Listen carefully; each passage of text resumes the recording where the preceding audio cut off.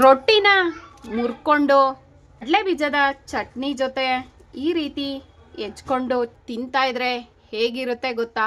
ಸ್ವರ್ಗ ಅಂತಾನೆ ಹೇಳ್ಬೋದು, ಅಷ್ಟು ರುಚಿಯಾಗಿರುತ್ತೆ. ನಮಸ್ಕಾರ ಎಲ್ರಿಗೂ, ಕನ್ನಡತಿ ಪಾಕಶಾಲೆಗೆ ಸ್ವಾಗತ. ಇವತ್ತಿನ ರೆಸಿಪಿ ಮೆಕ್ಕೆಜೋಳದ ರೊಟ್ಟಿ.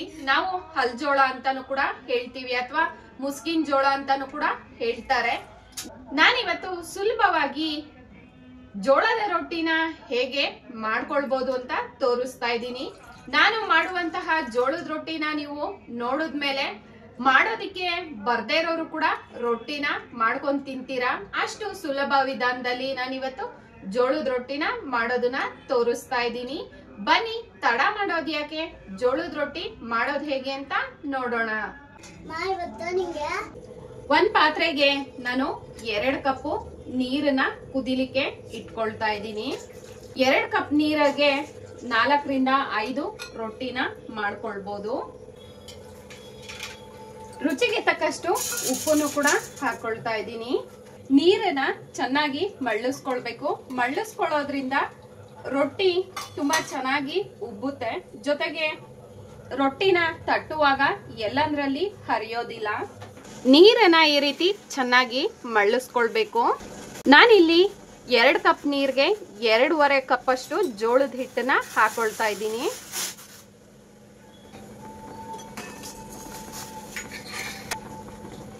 ಎರಡು ಕಪ್ ನೀರಿಗೆ 2.5 ಕಪ್ ಜೋಳದ ಹಿಟ್ಟನ್ನ ಹಾಕೊಂಡ ತಕ್ಷಣನೇ ಸ್ಟವ್ನ ಆಫ್ ಮಾಡ್ಕೊಂಡ್ಬಿಡೋಣ. ಆಫ್ ಮಾಡ್ಕೊಂಡ ನಂತರ ಇದನ್ನ ತಕ್ಷಣನೇ ಈ ರೀತಿ ಕಲಕ್ಕೊಳ್ತಾ ಹೋಗೋಣ. ಸ್ವಲ್ಪನೂ ಕೂಡ ಗಂಟು ಬೀಳೋದಿಲ್ಲ. ಮೆಕ್ಕೆಜೋಳದ ಹಿಟ್ಟಿಗೆ ನೀರು ಸ್ವಲ್ಪ ಜಾಸ್ತಿನೇ ಇಡ್ಸುತ್ತೆ. ಇದೇ ರೀತಿ ನಾವು ಅಕ್ಕಿ ರೊಟ್ಟಿ, ರಾಗಿ ರೊಟ್ಟಿನೂ ಕೂಡ ಮಾಡ್ಕೊಳ್ಬಹುದು. ಜೋಳದ ರೊಟ್ಟಿನೂ, ಬಿಳಿ ಜೋಳದ ರೊಟ್ಟಿನ ಮಾಡ್ಕೊಳ್ಬಹುದು. ಈ ರೀತಿ ಸ್ವಲ್ಪ ತೆಳ್ಳುಗೆ ನಾನು ಮಾಡ್ಕೊಂಡಿದ್ದೀನಿ. ಇದು ತಣಿತಾ ತಣಿತಾ ತುಂಬಾನೇ ಗಟ್ಟಿ ಆಗ್ತಾ ಹೋಗುತ್ತೆ. ತಟ್ಲಿಕ್ಕೂ ಕೂಡ ಕಷ್ಟ ಅನ್ಸುತ್ತೆ. ಈ ರೀತಿ ಸ್ವಲ್ಪ ಮೃದುವಾಗಿ ಹಿಟ್ಟನ್ನ ತಯಾರಿಸ್ಕೊಂಡ್ರೆ ತಟ್ಟುವಾಗ ನಮ್ಗೆ ತುಂಬಾನೇ ಸುಲಭ ಆಗುತ್ತೆ. ರಾಗಿ ಮುದ್ದೆನ ಸ್ವಲ್ಪ ಗಟ್ಟಿಯಾಗಿ ಮಾಡಿದ್ರೆ ಹೇಗಿರುತ್ತೆ ಅದಕ್ಕೆ ಹಿಟ್ಟನ್ನ ತಯಾರಿಸ್ಕೊಂಡಿದ್ದೀನಿ. ಇದನ್ನ ಒಂದ್ 5 ನಿಮಿಷ ತಣಿಸ್ಕೊಳ್ಬೇಕಾಗತ್ತೆ. ಒಂದ್ 5 ನಿಮಿಷ ಹಿಟ್ಟನ್ನ ತಣಿಸ್ಕೊಳ್ಬೇಕಾಗುತ್ತೆ. ತಣಿಸೋದು ಅಂದ್ರೆ ತುಂಬಾನೇ ತಣ್ಣಗ್ ಮಾಡ್ಕೊಳ್ಳೋದು ಬೇಡ. ಸ್ವಲ್ಪ ಬೆಚ್ಚಗಿದ್ದಾಗ್ಲೇ ರೊಟ್ಟಿ ಹಿಟ್ಟನ್ನ ನಾದ್ಕೊಳ್ಬೇಕಾಗುತ್ತೆ. ತುಂಬಾನೇ ತಣಿಸ್ಕೊಳ್ಳೋದ್ರಿಂದ ರೊಟ್ಟಿನ ತಟ್ಟುವಾಗ ಹರಿಯುತ್ತೆ. ಹಿಟ್ಟನ್ನ ಸ್ವಲ್ಪ ಹೊತ್ತು ತಣಿಸ್ಕೊಂಡಿದ್ದೀನಿ. ಸ್ವಲ್ಪ ಮಟ್ಟಿಗೆ ಬೆಚ್ಚಗಿದೆ. ಇದನ್ನ ನೀರ್ ಕೈ ಮಾಡ್ಕೊಂಡು ಚೆನ್ನಾಗಿ ನಾದ್ಕೊಳ್ಳೋಣ. ಈ ರೀತಿ ಸ್ವಲ್ಪನೇ ನೀರನ್ನ ಹಾಕೊಳ್ತಾ ಚೆನ್ನಾಗಿ ಹಿಟ್ಟನ್ನ ನಾದ್ಕೊಳ್ಳೋಣ. ಜೋಳದ ರೊಟ್ಟಿ ತುಂಬಾನೇ ರುಚಿಯಾಗಿರುತ್ತೆ. ನೀರನ್ನ ಮಳ್ಳಿಸ್ಕೊಂಡ ನಂತರ ಹಿಟ್ಟನ್ನ ಹಾಕೋದ್ರಿಂದ ತಟ್ಟೋವಾಗ್ಲಿ ಲಟ್ಟಿಸ್ಕೊಳ್ಳುವಾಗ್ಲಿ ರೊಟ್ಟಿ ಹರಿಯೋದಿಲ್ಲ. ತುಂಬಾ ಚೆನ್ನಾಗಿ ರೊಟ್ಟಿನ ಗೋಲಾಕಾರಕ್ಕೆ ಮಾಡ್ಕೊಳ್ಬಹುದು.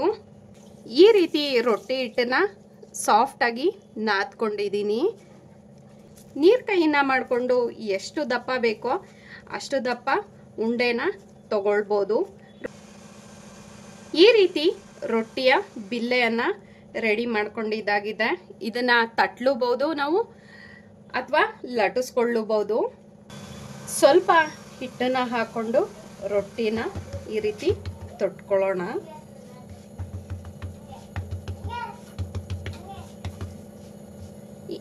ಎಡಗೈನ ಈ ರೀತಿ ಅಡ್ಡ ಕೊಟ್ಕೊಂಡು ಅಡೆಯಲ್ಲಿ ರೊಟ್ಟಿ ಕಟ್ಟಾಗದೆ ಇರೋ ತರ ತಟ್ಕೊಳ್ಳೋಣ. ತಟ್ಟೋ ಅಭ್ಯಾಸ ಇರೋರ್ಗೆ ಈ ರೀತಿ ಕೈನ ಅಡ್ಡ ಕೊಟ್ಟು ತಟ್ಟುವಂತಹ ಅಭ್ಯಾಸ ಇರುತ್ತೆ. ನೋಡಿ ಎಷ್ಟು ತೆಳುವಾಗಿ ರೊಟ್ಟಿನ ತಟ್ಕೊಳ್ಬಹುದು ಅಂತ.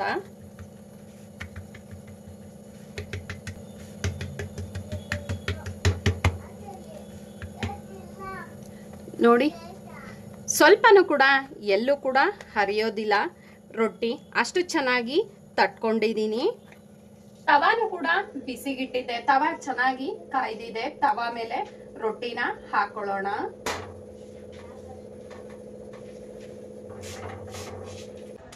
ಯಾವಾಗಲೂ ರೊಟ್ಟಿನ ಹಾಕುವಾಗ ತಟ್ಟಿರುವಂತಹ ಭಾಗ ತವಾ ಮೇಲೆ ಬೀಳೋ ತರ ರೊಟ್ಟಿನ ಹಾಕೊಳ್ಬೇಕಾಗತ್ತೆ. ಒಂದೇ 1 ನಿಮಿಷ ರೊಟ್ಟಿನ ಬೇಯಿಸ್ಕೊಂಡ ನಂತರ ಇದಕ್ಕೆ ಮೇಲ್ಭಾಗಕ್ಕೆ ನೀರನ್ನ ಸವರ್ತಾ ಇದ್ದೀನಿ. ರೊಟ್ಟಿನ ಮಗ್ಚಾಕೊಳ್ಳೋ ಮುಂಚೆನೆ ನೀರನ್ನ ಸವರ್ಕೊಳ್ಬೇಕಾಗತ್ತೆ.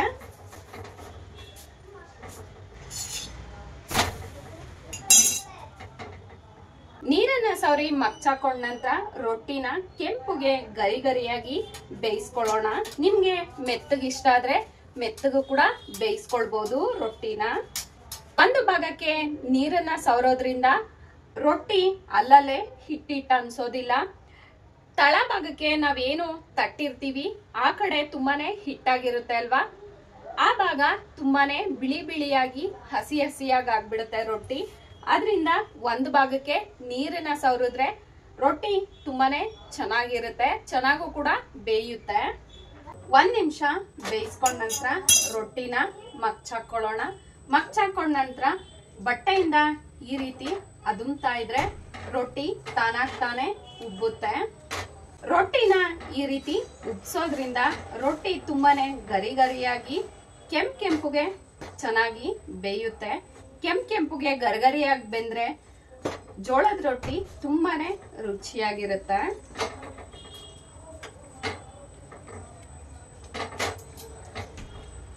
ಈ ರೀತಿ ಜೋಳದ ರೊಟ್ಟಿನ ಬೇಯಿಸ್ಕೊಂಡಿದ್ದಾಗಿದೆ.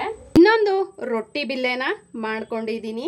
ನಾನು ಇದನ್ನ ಲಟ್ಸಿ ತೋರಿಸ್ತೀನಿ.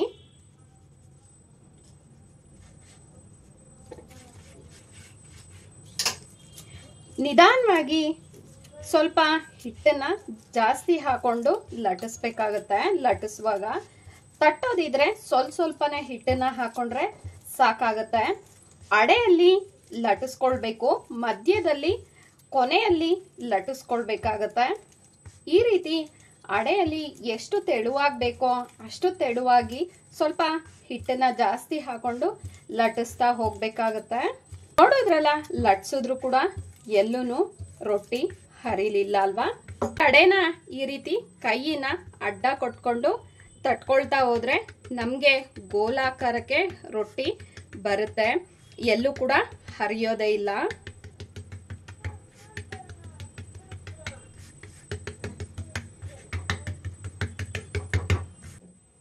ನೋಡಿದ್ರಲ್ಲ, ಲಟ್ಸಿರೋಂತಹ ರೊಟ್ಟಿನೂ ಕೂಡ ಎಲ್ಲಿನೂ ಹರಿದಿಲ್ಲ. ಈಗ ತಾನೇ ಅಡ್ಗೆನ ಕಲಿತಾ ಇರೋರ್ಗೆ ರೊಟ್ಟಿ ಮಾಡೋದು ಸ್ವಲ್ಪ ಕಷ್ಟ ಅನ್ಸ್ಬೋದು ಅಲ್ವಾ. ಈ ರೀತಿ ನೀರ್ನ ಚೆನ್ನಾಗಿ ಮಳ್ಳಿಸ್ಕೊಂಡು ಹಿಟ್ಟನ್ನ ಹಾಕಿ ಚೆನ್ನಾಗಿ ನಾದ್ಕೊಂಡು ರೊಟ್ಟಿನ ಮಾಡಿದ್ರೆ ತುಂಬಾ ಸುಲಭವಾಗಿ ರೊಟ್ಟಿನ ತಟ್ಕೊಳ್ಳಬಹುದು, ಲಟ್ಟಿಸ್ಕೊಳ್ಳಬಹುದು ಅಲ್ವಾ. ಎಲ್ಲ ರೊಟ್ಟಿಗಳನ್ನು ಇದೇ ರೀತಿ ತೆಳುವಾಗಿ ತಟ್ಕೊಂಡು ಕೆಂಪುಗೆ ಗರಿ ಗರಿಯಾಗಿ ಬೇಯಿಸ್ಕೊಂಡು ರೊಟ್ಟಿ ಜೊತೆ ತಿನ್ನಲಿಕ್ಕೆ ರುಚಿಯಾಗಿ ಕಡಲೆ ಬೀಜದ ಚಟ್ನಿನ ಮಾಡ್ಕೊಳ್ಳೋಣ. 1 ಕಪ್ಪು ಕೆಂಪುಗೆ ಹುರ್ಕೊಂಡಿರುವಂತಹ ಕಡಲೆ ಬೀಜ, 4-5 ಒಣಮೆಣಸಿನ್ಕಾಯಿ, 1 ಗೆಡ್ಡೆ ಬೆಳ್ಳುಳ್ಳಿ, ಹಿತ್ತ ಹುಣಸೆಹಣ್ಣು, 1 ಇಡಿ ಕೊಬ್ಬರಿ ತುರಿನ ಹಾಕ್ಕೊಳ್ತಾ ಇದ್ದೀನಿ. ಕಡಲೆ ಬೀಜ ಹಾಕಿರೋದ್ರಿಂದ ಸ್ವಲ್ಪ ಕೊಬ್ಬರಿ ತುರಿನೂ ಹಾಕ್ಕೊಳ್ಳೋಣ.